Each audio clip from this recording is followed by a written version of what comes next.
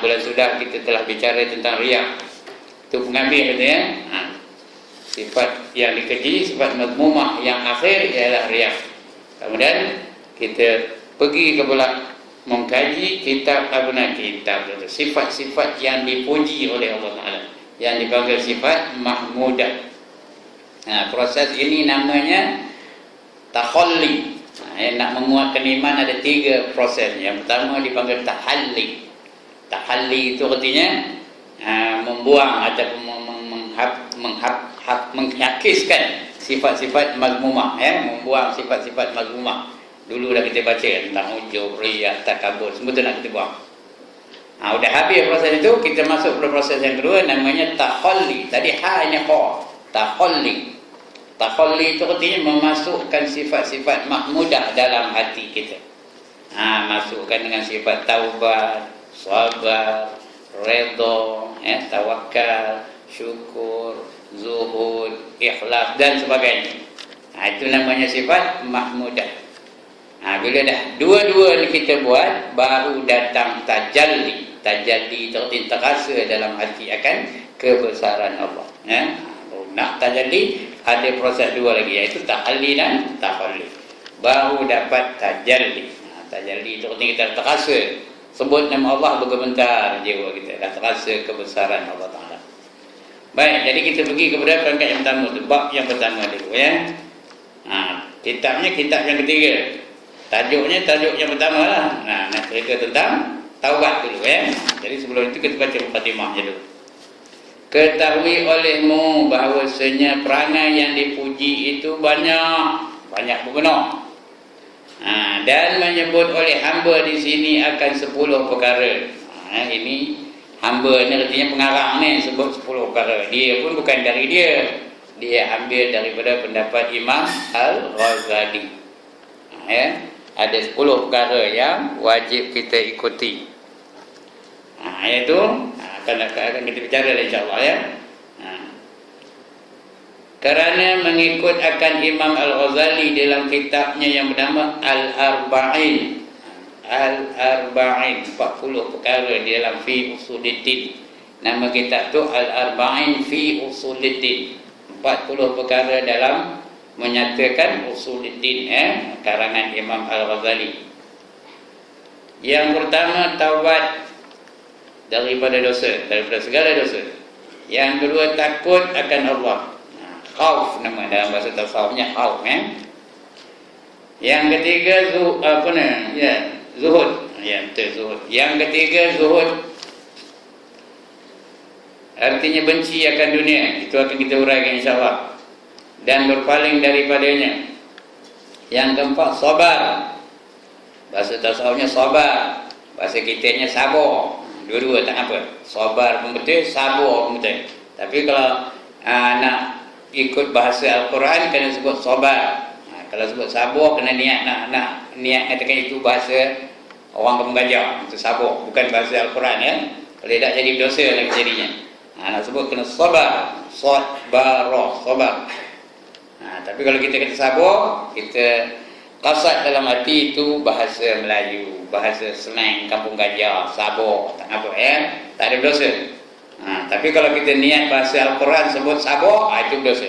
Kerana Quran kata sabar. Itu jangan nak sebut iblis, jangan habli. Dalam Quran ada ke habli. Yang ada apa? Iblis. Kena sebut betul-betul kalau kita qasad menyebut perkataan dari Al-Quran Karim. Itu sabar. Yang kelima, syukur. Yang keenam, ikhlas. Yang ketujuh, tawakal. Itu tawakal bukan tukul tu. Kamu salah baca tukul katanya.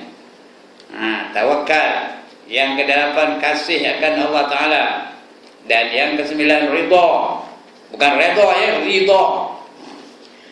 Ini kita redha begini. Ada ke roh bawah re? Ridha. Nak sebut betul-betul lah. Kalau nak sebut cakap Melayunya, redha tak apa tak salah.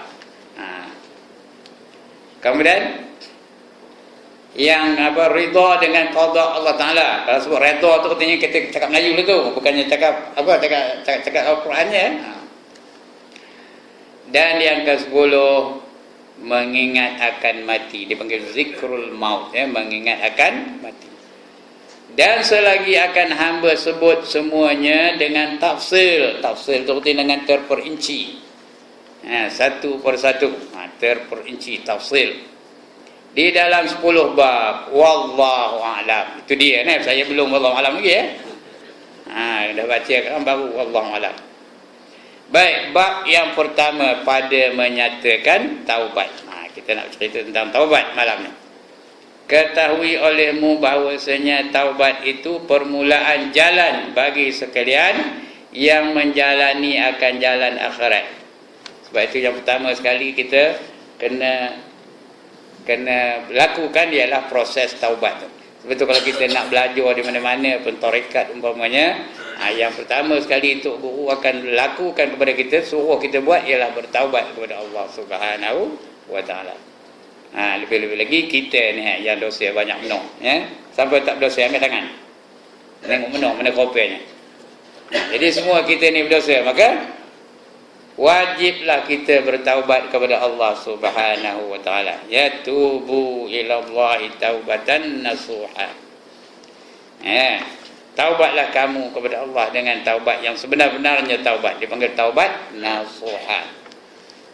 Apa dapat? Asa rabbukum an yukaffira ankum sayyiatikum. Mudah-mudahan Allah akan maafkan segala kesalahan kamu. Wa yudkhilakum jannatin tajri min tahtihal anhar, kata Allah lagi. Saya dimasukkan kamu ke dalam syurga yang mengalir di bawahnya sungai-sungai. Itu untuk orang yang bertaubat kepada Allah Taala.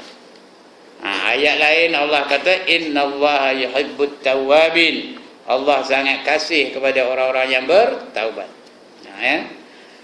Dan ada lagi nanti kita baca banyak ayat-ayat yang menyeru kita supaya kita bertaubat, ya. Dan anak kunci bagi taubat sekalian murid. Anak kunci bagi tuah sekalian murid. Tuah ya, bukan taubat.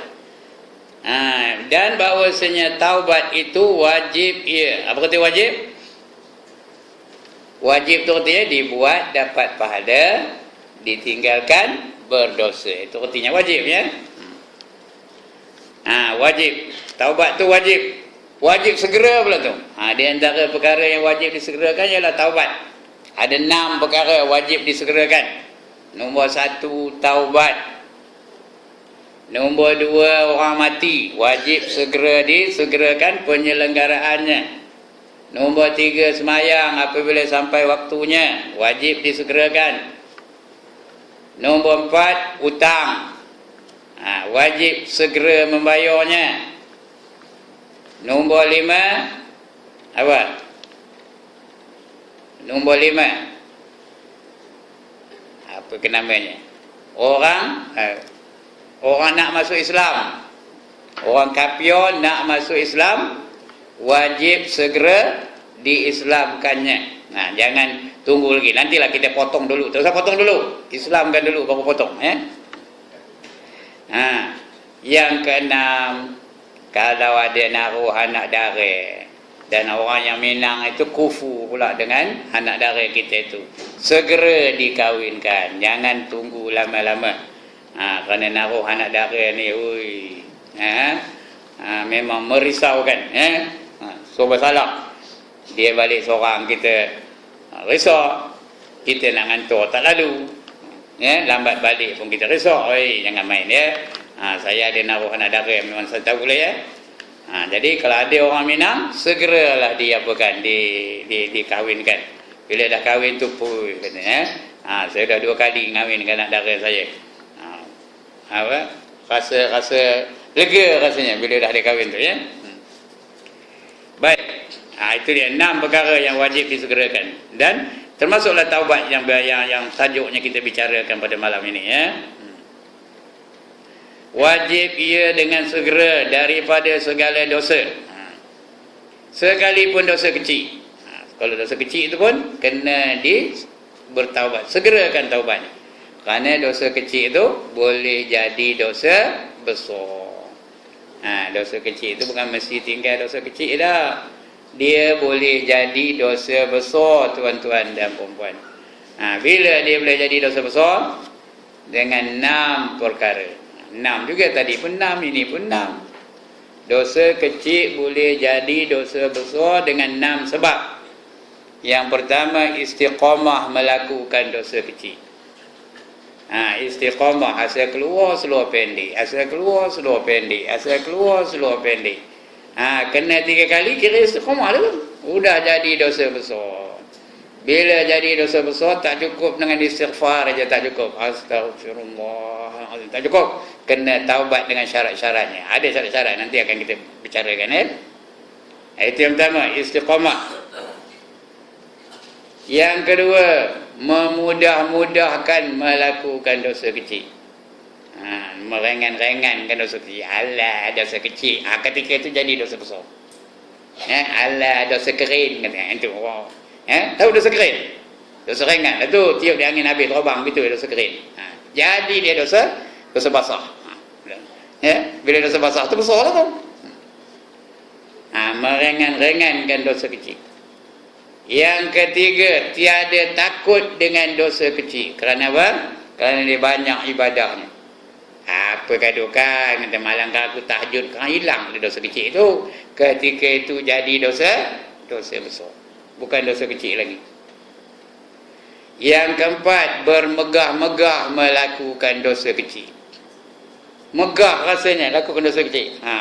Cerita pula pada orang, aku semalam mudah dicerita melakukan dosa kecil itu. Jadi dosa besar. Yang kelima, menunjuk-nunjuk kepada orang buat dosa kecil itu.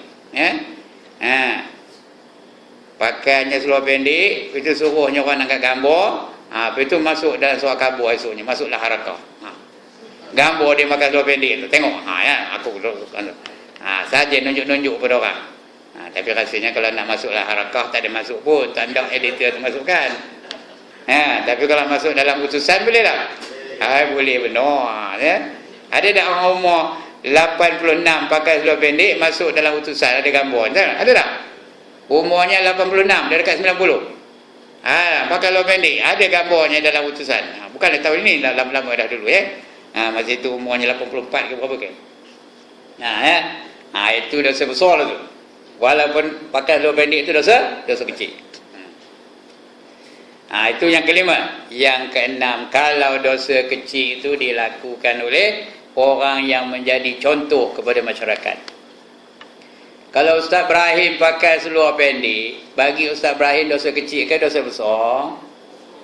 Kali lagi, kalau Ustaz Ibrahim pakai seluar pendek, bagi Ustaz Ibrahim dosa kecil ke dosa besar? Dosa besar.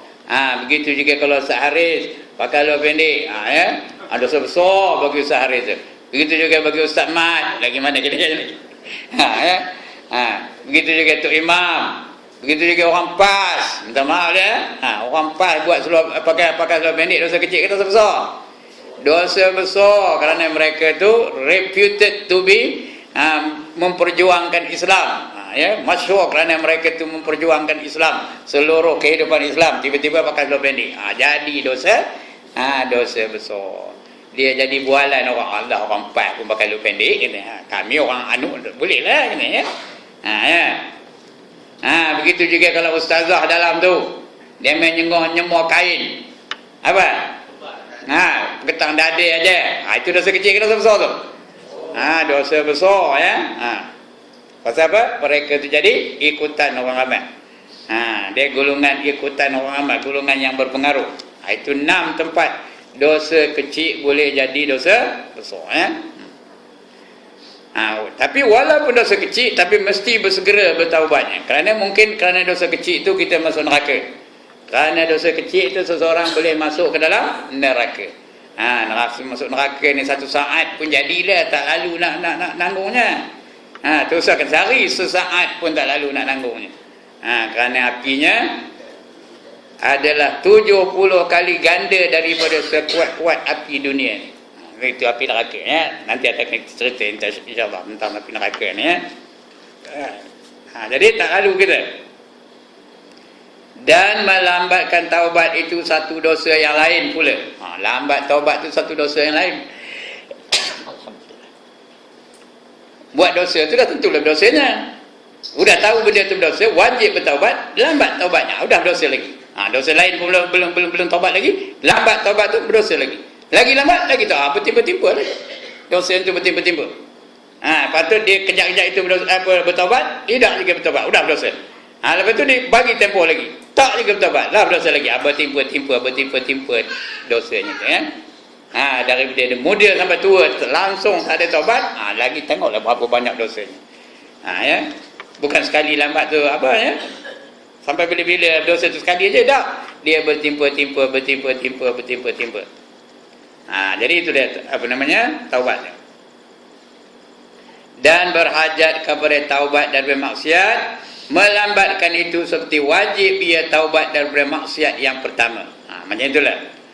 Kemudian maka jika mengetahui ia akan segala dosanya atas tafsir, nescaya wajib atasnya taubat daripada semuanya dengan satu-satu. Kena listkan dosa-dosa yang telah kita buat tu, senarai kan. Lepas tu minta satu-satu. Ya Allah, ampunkanlah dosa aku kerana dulu aku ngambil nombor ekor. Ya Allah, ampunkanlah dosa aku kerana dulu aku pakai seluar pendek. Ampunkanlah dosa aku ya Allah kerana aku ninggalkan sembahyang ini. Listkan sembahyang yang tinggal tu.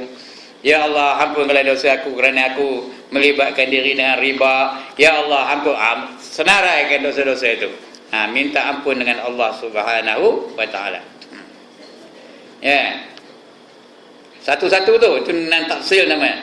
Dan tiada memada, tak cukup tiada memada oleh satu taubat saja. Tak cukup nak ya Allah ampunkanlah segala dosa aku. Not enough. Ya. Nak disenaraikan dosa-dosa kita tu. Baru diterima oleh Allah Taala ya. Yang kita ampunkanlah dosa kita segala dosa-dosa aku yang dulu, yang sekarang, yang akan datang. Itu secara umum tu ya. Bukan satu-satu dosa yang kita ingat. Kalau tak ingat tak apa, boleh.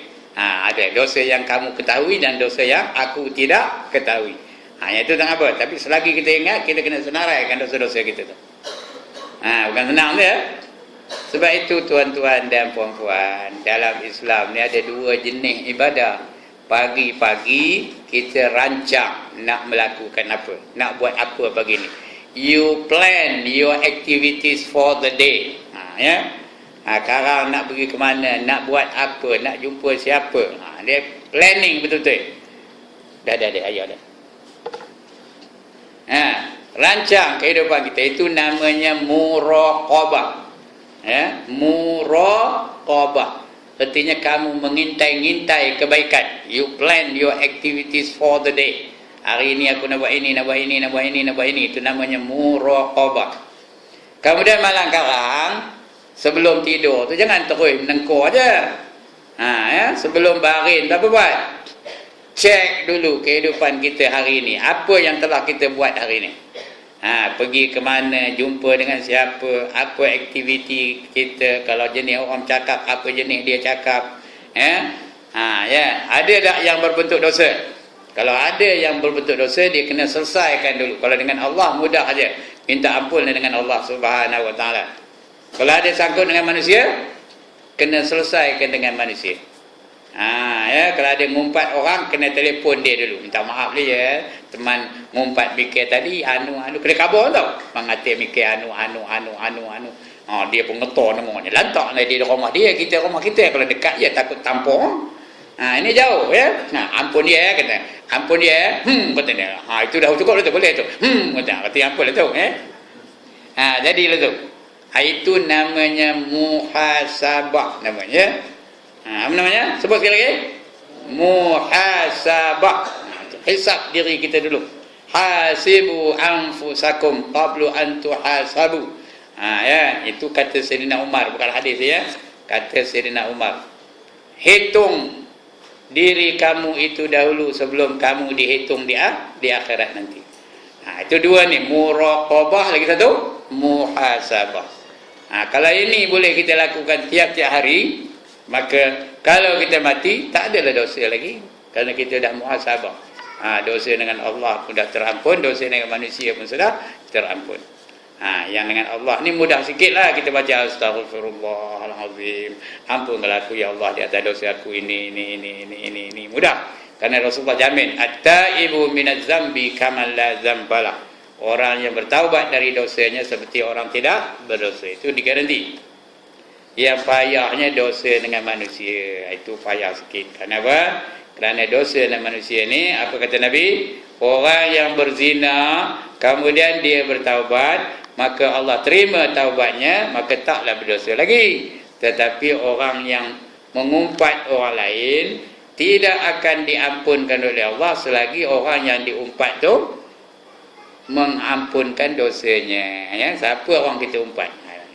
Tak akan diampunkan oleh Allah dosa mengumpat tu kecuali orang yang kita umpat tu mengampunkan dosa kita. Ya. Itulah. Ada dalam ni rasa yang tak silap, nantilah kita akan jumpa insya-Allah ya. Baik, bahasan taubat itu wajib ia dengan segera. Daripada segala dosa, sekalipun dosa kecil. Dan melambatkan taubat itu satu dosa yang lain pula, sekalipun berpuluh-puluh tahun. Walaupun dosa itu dah puluh-puluh tahun. Bersalahan bagi Mu'tazilah. Mu'tazilah ni kumpulan yang keluar dari dari fahaman Ahlus Sunnah wal Jamaah. Itu namanya Mu'tazilah. Diasaskan di zaman Hasanul Basri ya.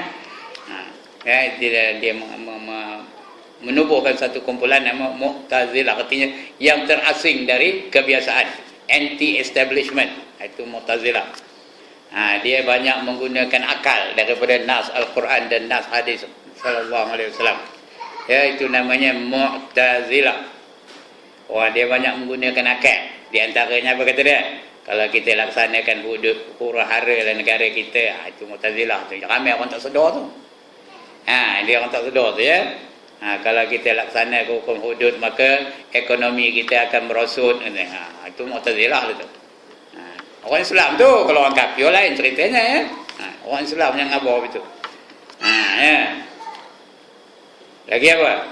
Macam Brunei nak melaksanakan hudud, nanti tidak ada orang akan datang ke Brunei, pelancongan akan terjejas katanya. Jadi negara Brunei akan makin lama makin mundur, makin lama makin mundur, kata di orang tu. Ini Mu'tazilah tu. Tapi Brunei tengok, belum lagi laksanakan dah jumpa telaga minyak. Belum laksanakan dah jumpa telaga minyak. 60 tahun lagi tak ada terjejas lagi ya. Berapa bilion nilainya. Itu dia, itu kuasa Allah ya. Mu'tazilah dia tak ada fikir kuasa Allah, dia ikut otak dia aja. Tadi Mu'tazilah kata lain. Apa kata Mu'tazilah? Berlainan ya, bersalahan bagi Mu'tazilah yang berkata mereka itu dengan berbilang-bilang dosa, melambatkan taubat itu dengan sebab panjang masa. Dia boleh lah, kata Mu'tazilah boleh lambatkan bertaubat kerana masanya panjang. Tapi kita tak percaya yang itu, kerana kita masa panjang walaupun kelihatan macam panjang, tapi sebenarnya panjang ke pendek? Pendek ya. Kita tengoklah kita hari ni sedar-sedar dah 72 tahun aja. Padahal rasanya belum lagi 72 tahun rasanya. Rasa-rasa baru 27. Rupanya dah 72 tahun. Jadi bila lagi nak taubat? Rasa-rasa baru 27 aja. Rasa ajalah ya. Tapi sebenarnya sudah 72 tahun. Tuan-tuan berapa itu dia juga yalah.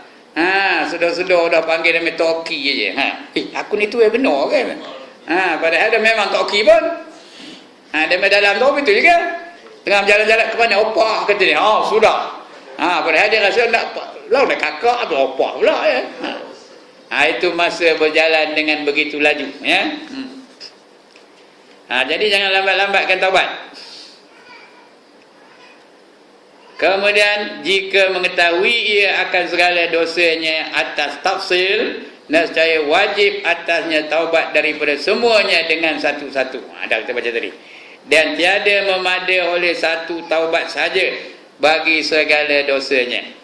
Dan jika tiada teringat ia akan tafsil, tak tahu dia punya detail segala dosanya, maka hendaklah berkata ia, jika ada bagi aku dosa yang tiada aku ketahui akan dia, maka aku taubat daripadanya kepada Allah Ta'ala. Itu paling paling ringkasnya. Kalau aku tak tahu dosa itu, aku taubatlah daripadanya dengan Allah Subhanahu wa Ta'ala. Dan bahwasanya diberi taubat itu atau diri taubat itu satu ibadah yang dijanjikan akan pahala. Ini Allah sangat berkenan, gemar benar dengan orang yang taubat ni. Karenanya adapun hilang siksa kemudian daripada taubat itu, iaitu diserahkan kepada Allah Ta'ala. Telah berfirman Allah Ta'ala, innallaha yuhibbut tawwabin wa yuhibbul mutatahhirin. Itu ujung tu dia dalam kitab tu, innallaha yuhibbut tawwabin. Kemudian ada ujung lagi, wa yuhibbul mutatahhirin. Artinya Allah sangat kasih kepada orang-orang yang bertaubat dan sangat kasih kepada orang yang mensucikan dirinya zahir dan batin. Cuma tuan-tuan kena faham, suci maksudnya ni bukan suci dengan sabun, bukan suci dengan fat, bukan suci dengan trojan. Suci maksudnya ada 4 jenis yang kita kena sucikan. Yang pertama, suci akidah daripada akidah yang salah. Akidah tu kena suci. Akidah ni banyak tuan-tuan. Islam satu akidah, Hindu satu akidah, Buddha satu akidah. Lagi apa? Kristian satu akidah. Yang semua itu tak betul. Yang betul hanya akidah Islam. Akidah Islam pula banyak. Ada Syiah, ada Mu'tazilah, ada Khawarij, ada Bahai, ada macam-macam ya. Tapi yang diterima Allah ialah Ahlus Sunnah wal Jamaah. Itu akidah ya. Suci akidah. Baru satu tu. Yang kedua, suci anggota yang 7 daripada dosa-dosa zahir. Suci anggota yang 7 daripada dosa-dosa zahir. Mata, telinga, lidah, tangan, kaki, perut, kemaluan. Jangan bagi dia melakukan dosa. Yang ketiga, suci hati daripada sifat-sifat mazmumah. Hati itu tak ada ujub, riak, takabur, lagi apa? Pemarah, kedekut dan sebagainya tu. Jangan ada sifat-sifat mazmumah dalam hati. Baru 3. Yang keempat, suci daripada najis dan hadas. Baru dia dapat separuh iman. Baru dapat menepati hadis Nabi, at-tuhur syatrul iman. Bersuci itu separuh daripada iman. Ada 4 jenis suci itu. Baru dapat separuh iman. Selagi tak dapat keempat-empat itu belum lagi dapat separuh iman ya. Baik. Bahwasanya Allah Ta'ala kasih ia akan sekalian yang banyak taubat. Dan firman-Nya lagi, watubu ilallahi jami'an ayyuhal mu'minun, kata Allah ya. Artinya dan taubat oleh kamu kepada Allah Ta'ala sekalian kamu, hai sekalian yang beriman. Wahai orang-orang yang beriman ya, ayyuhal mu'minun, taubatlah kamu kepada Allah. Itu ayat Quran. Ini sabda Nabi pula, dan sabda Nabi sallallahu alaihi wasallam, at-taibu minaz zambi kaman la zambalah. Artinya orang yang taubat daripada dosa seperti mereka yang tiada berdosa. Dan lagi sabda Nabi sallallahu alaihi wasallam, ayyuhan nas tubu ila Allahi fa inni atubu ilaihi fi yaumin mi'ata marrah. Artinya, hai yang mana-mana manusia, taubat oleh kamu kepada Allah Ta'ala, maka bahawasanya aku taubat kepadanya pada satu hari 100 kali. Itu Nabi taubat kepada Allah sehari berapa kali? 100 kali. Itu Nabi itu maksum, dipelihara daripada dosa. Pun dia taubat kepada Allah 100 kali sehari. Atau paling kurangnya 70 kali sehari. Ada hadis lain, Nabi bersabda, inni la astaghfirullahal azim fil yaumi wal lailati 70 marrah. Sesungguhnya aku minta ampun dengan Allah Subhanahu wa taala satu hari, satu malam 70 kali.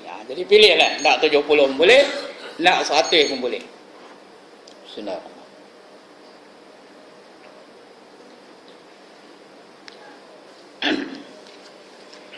Itu kata Nabi, 100 kali sehari. Ataupun 70 kali. Jadi kalau paling kurangnya 70 kali. Dan sabdanya lagi, innallaha azza wa jalla yaqbala taubatal abdi ma lam yugharrir. Artinya Allah Taala menerima, bahwasanya Allah Taala yang maha mulia lagi yang maha besar, azza wa jalla tu yang maha mulia lagi yang maha besar, menerima ia akan taubat hamba selama belum sampai rohnya kepada halqumnya. Nyawa belum sampai sini boleh terima taubat lagi. Tapi kalau dah sampai ke sini, udah terdekat, tak terima taubat dah, Sebab Firaun dia taubat ke tak? Sebelum dia mati, dia taubat. Dia kabur. Aku beriman dengan Tuhan Musa, dengan Tuhan Harun, katanya. Tapi tak terima lagi dah. Walaupun dia dah beriman dengan dengan Allah, iaitu Tuhan Musa dan Tuhan Harun. Kenapa? Kerana dah dekat benar nak mati. Manusia pun begitu juga. Kalau dah dekat saat nak mati tu, dah sampai ke kongkong nyawanya, ketika itu tak ada diterima taubatnya. Atau bila nak taubat?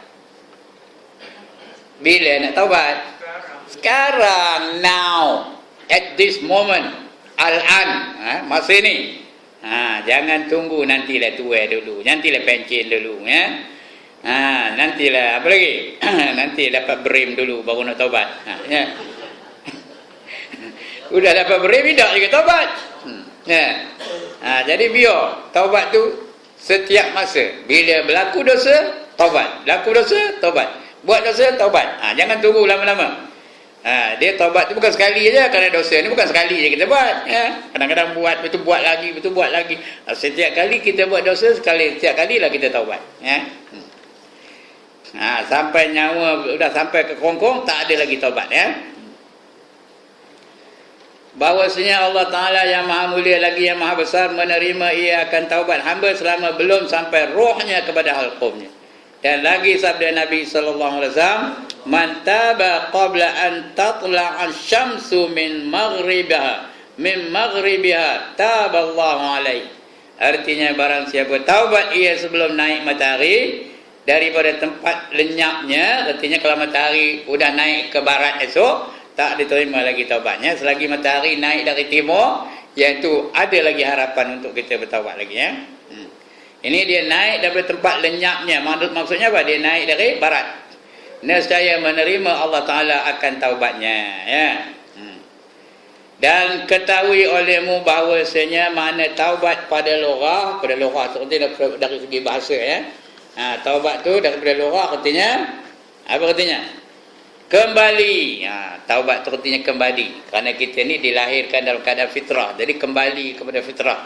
Ma min mauludin illa yuladu alal fitrah. Kanak-kanak itu tidak ada kanak-kanak itu yang dilahirkan melainkan dalam keadaan fitrah, dalam keadaan dia semula jadi, tak ada dosa langsung. Lahir-lahir dia tak ada dosa. Ada kanak-kanak lahir-lahir aja, mak mana ada teruk aku nak main bakar, ada ke? Ada ke? Mana ada dia tak ada dosa. Lahir-lahir aja dia tak tahu nampak dosa. Yang tahu dia menangis, makan, nyusu, itu aja dia tahu, jadi dia lahir dalam keadaan fitrah. Fa abawahu yuhawidanihi wa yunassiranihi wa yumajjisanihi. Kedua ibu bapaknya lah yang menjadikan dia tu Yahudi, Nasrani atau Majusi. Dia lahir fitrah. Itu arti kembali kepada fitrah, kembali kepada kebenaran, kembali kepada akidah yang sebenarnya. Itu taubat. Itu hari raya puasa tu dipanggil hari raya apa? Hari raya fitrah, hari raya yang kita kembali kepada kebenaran, kembali kepada kesucian, kembali kepada tak ada pencemaran, kembali kepada kebenaran. Fitrah. Sebab itu nama kembali, taubat artinya kembali kepada kebenaran. Dan pulang, dan pada syarak barang yang berhimpun padanya 3 rukun. Ini dalam syarak nak taubat ada 3 rukun, 3 perkara yang mesti kita buat kalau nak diterima taubat tu. Yang pertama menyesal. atas mengerjakan maksiat kerana Allah. Menyesal betul-betul kerana Allah. Tanda orang menyesal tu di antaranya menangis. Tandanya, tapi bukan semua orang menangis itu menyesal. Dan bukan semua orang menyesal tu menangis. Itu tandanya. Menyesal betul menangis, dia teringatkan dosa-dosa dia yang dulu. Umpamanya Sayyidina Umar. Dia kadang-kadang menangis, dia teringatkan dosa-dosa dia sebelum dia masuk Islam.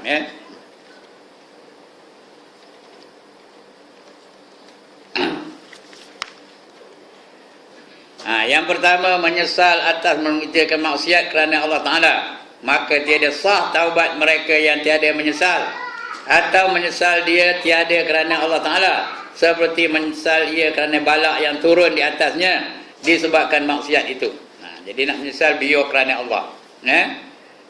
Kalau senyum macam seorang teringat kisah dia muda-muda dulu, itu menyesal ke namanya? Dia dah hidup ngambil nombor ekor lagi. Tapi bila baca surat khabar, tengok juga muka surat belakang berapa naik nombor hari ni Tengok 986. Tahu mana 986? Ada luar tu. Oh, nyesal, ya Allah, nombor aku naik, biar aku ambil tadi. Itu bukan nyesal namanya. Dia menyesal tu betul-betul menyesal dalam hati dia. Bukan payah khabar, bukan nak khabar tak payah.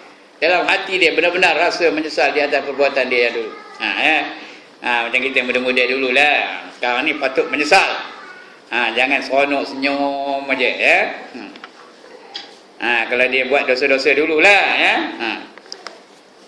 Jadi mesti menyesal tu. Menyesal tu dalam hati bukan tunjuk-tunjuk kepada orang dah. Yang kedua, meninggalkan akan maksiat yang taubat ia daripadanya, tak buat lagi. Kalau dia ambil nombor ekor dulu, sekarang tak buat lagi.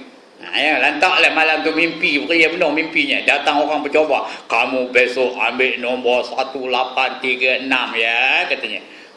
Hitam aja jawabnya. Apa Ustaz Ibrahim betul? Dia pun betul datang apa pula? Dia pun tertidur.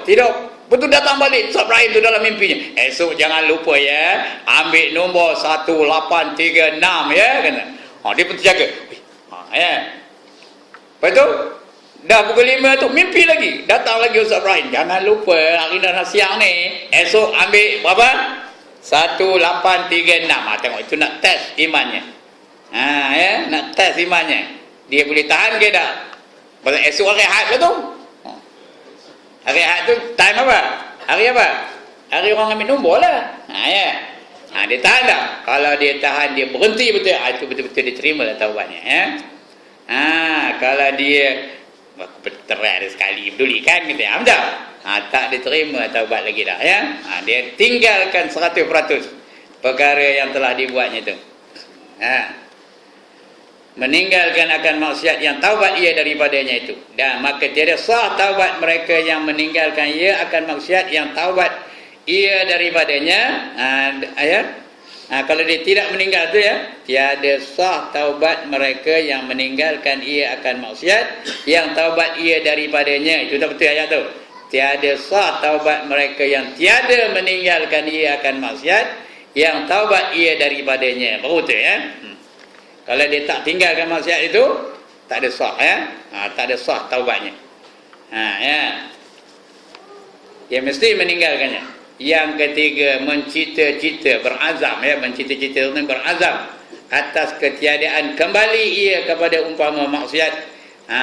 Maksiat itu dia tak ada berazam, tak nak lagi. Azam betul dalam hati dia, tak nak buat lagi maksiat yang telah dibuatkannya itu. Yang taubat ia daripadanya, maka tiada sah taubat mereka yang tiada mencita-cita atas ketiadaan kembali kepada umpama maksiatnya itu. Kalau tak ada azam, tak sah taubatnya.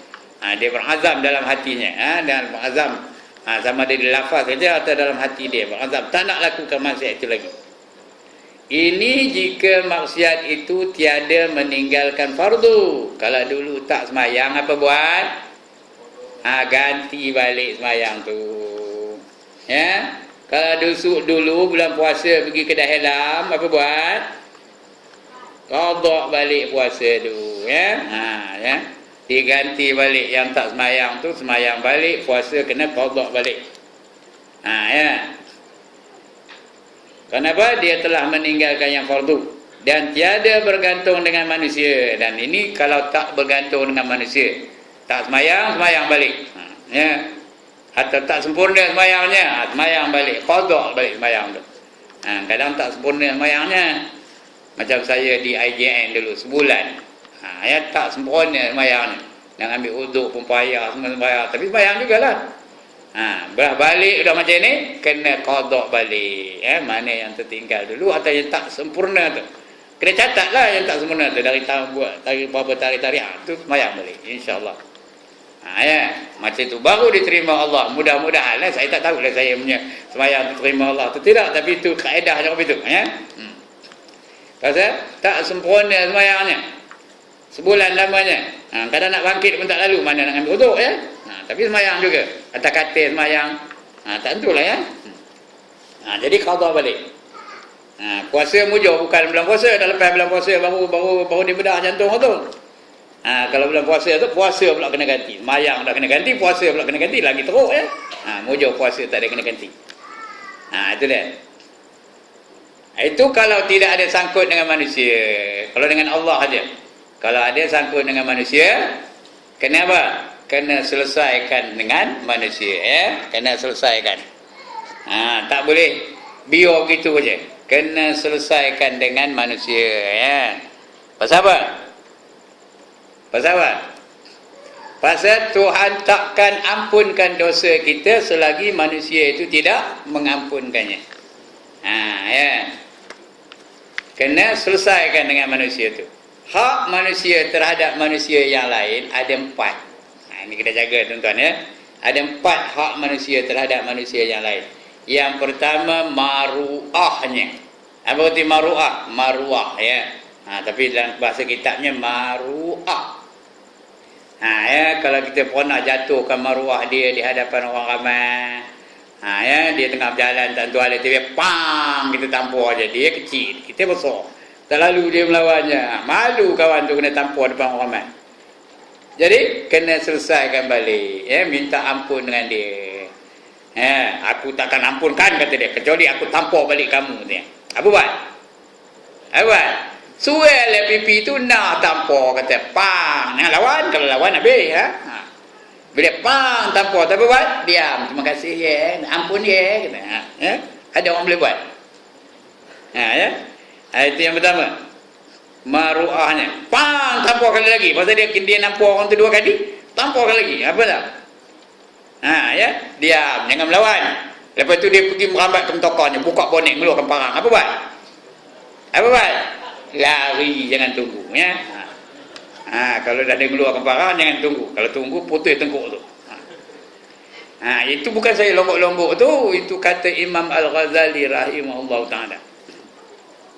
Kalau berlaku fitnah yang lebih besar, ketika itu jangan kita minta maaf dengan orang yang ada hak terhadap kita tu. Kerana takut fitnah lebih besar akan berlaku. Yang pertama maruahnya, yang kedua ugamanya. Ini kena jaga betul-betul. Jangan lekas-lekas ngeluh orang kafir, jangan lekas-lekas ngeluh orang munafik, jangan lekas-lekas ngeluhkan orang sesat, tanpa usul periksa. Ya. Kerana barang siapa mengkafirkan orang yang beriman, maka dia jatuh kafir, ya. Ya. Man yakfur imanan, maka fa huwa kafirun, ya. Barang siapa mengkafirkan orang yang beriman, maka dia adalah kafir. Tapi kalau dia sudah memang kafir, dia dia menentang hudud umpamanya, atau dia mempertikaikan hukum-hukum Allah, memang hukum dah jadi kafir dengan sebab perbuatannya, dengan sebab percakapannya, kita tak katakan dia kafir, maka kita pun kafir juga. Ya, man lam yakfur bil kafir, barang siapa tidak mengkufurkan orang yang kafir, fa huwa kafirun, dia pula jadi kafir. Jadi jangan kita kata orang kafir tu beriman, tak boleh. Kecuali dia dah nyata beriman, kita tak boleh katakan dia kafir. Kalau dia nyata kafir, tak boleh pula kita kata dia tu beriman. Itu kena ada 2 tu, kena faham tu, ya.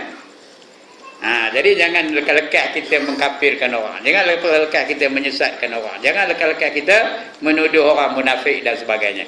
Nah, yang boleh kita kata dia ada tanda-tanda kemunafikan. Itu ada. Tapi nak tuduh dia munafik hakiki tak boleh, ya. Itu agamanya. Kalau ada kita menuduh orang sesat, kena minta maaf dengan dia dulu. Minta maaf lah aku nuduh kamu sesat kemarin. Kalau dia berceramah depan ramai ni, kena ceramah balik depan ramai ni, minta maafnya. Retract balik apa yang telah kita katakan. Ya. Itu je. Hari ni senang benar kita nuduh orang ni sesat, orang ni sesat, orang ni sesat. Check dulu, ya, jaga dulu. Think before you talk, ya, jangan cakap terus saja. Takut kesesatan tu kembali kepada yang menuduh. Ya. Man qala li akhihi ya kafir faqad ba'a ahadahuma. Siapa mengata kepada sahabatnya wahai kafir, maka jadilah kafir salah seorang daripada kedua mereka. Ya, sama ada yang menuduh atau yang dituduh. Kalau yang dituduh tu betul-betul kafir, tak ada apa-apa.